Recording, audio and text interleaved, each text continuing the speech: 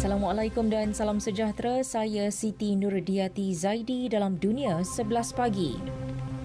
Perikatan berhaluan tengah pimpinan Presiden Perancis Emmanuel Macron kehilangan majoriti di Parlimen. Ia hanya memenangi 245 kerusi Dewan Perwakilan daripada 577 ahli dalam pilihan raya. Demikian menurut keputusan penuh yang dikeluarkan Kementerian Dalam Negeri awal pagi ini. Keputusan itu bermakna Pakatan Macron's Together kurang daripada 289 kerusi yang diperlukan untuk majoriti keseluruhan. Gabungan sayap kiri NUPES memenangi 135 kerusi manakala Parti Haluan Kanan Perhimpunan Nasional meraih 89 kerusi.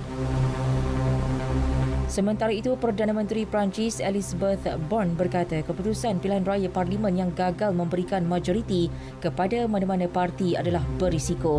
Namun berjanji parti pemerintah pimpinan Presiden Macron akan segera mencari sekutu.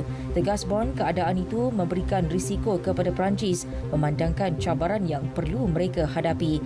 Ke arah itu, pihaknya akan bekerja mulai hari ini untuk membina majoriti ahli dewan.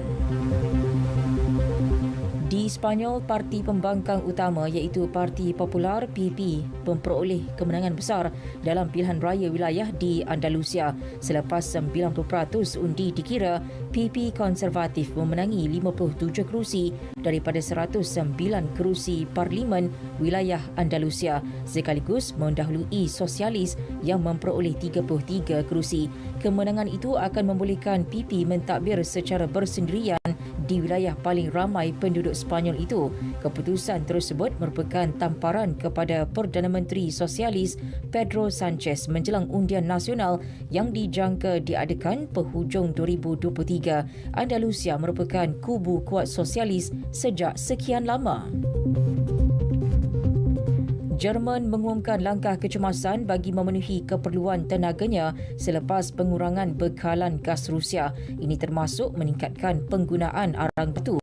Kenyataan Kementerian Ekonomi menyebut untuk menjana elektrik, penggunaan gas mesti dikurangkan. Langkah itu dibuat selepas Moskow minggu lalu meningkatkan tekanan terhadap Sekutu Barat dengan mengurangkan secara mendadak aliran gas asli dalam saluran paipnya ke Eropah Barat mengakibatkan harga tenaga naik mendadak.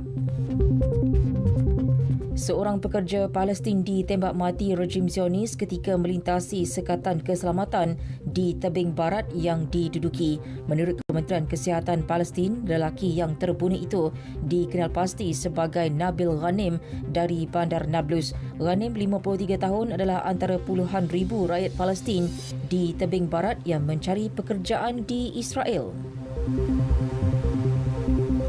Puluhan ribu pelarian Rohingya di Bangladesh mengadakan tunjuk perasaan bagi menuntut penghantaran pulang ke negara asal, Myanmar. Ketua Etnik Rohingya, Saidullah, dalam ucapannya menegaskan mereka perlu segera pulang untuk menamatkan kesengsaraan hidup di kem pelarian. Untuk rekod, hampir 1 juta etnik Rohingya terkurung di 34 kem di tenggara Bangladesh. Mereka hidup tanpa kerja, kemudahan sanitasi yang teruk dan akses kepada pendidikan yang rendah. Kejohanan berbasikal trek Asia di New Delhi, pelumba bintang muda berbasikal trek wanita negara Nurul Izzah Izzati Muhammad Asri mencipta sejarah negara apabila memenangi pingat emas acara 500 meter ujian masa. Pelumba berusia 19 tahun itu mencatat nama sebagai pelumba wanita Malaysia pertama memenangi emas di kejohanan itu. Pingat perak dan gangsa masing-masing milik Kim Bomi dari Korea Selatan dan wakil tuan rumah Mayuri Danaraj. Sementara itu, pelumba Olimpik Muhammad Shah Firdaus Shahrum meraih perak dalam acara akhir kering lelaki selepas tumpas kepada pelumba Jepun Kohei Taraski. Manakala gangsa jadi milik pelumba Kazakhstan Sergei Ponomaryov. Seorang lagi pelumba keri negara Fadil Zonis mengakhiri saingan di tempat ketujuh. Formula One Grand Prix Kanada, juara dunia Max Verstappen mengukuhkan cengkaman di kedudukan teratas selepas muncul sebagai juara dalam perlumbaan sengit semalam. Pemandu Belanda berusia 24 tahun itu mendahului perlumbaan dari petak pertama dan menang dengan catatan masa kurang sesaat dari pemandu Ferrari Carlos Sainz, manakala juara 7 kali Lewis Hamilton ketiga. Sekian berita yang disunting oleh Nik Hafizul Baharudin dari Pusat Berita RTM. Assalamualaikum dan salam keluarga Malaysia.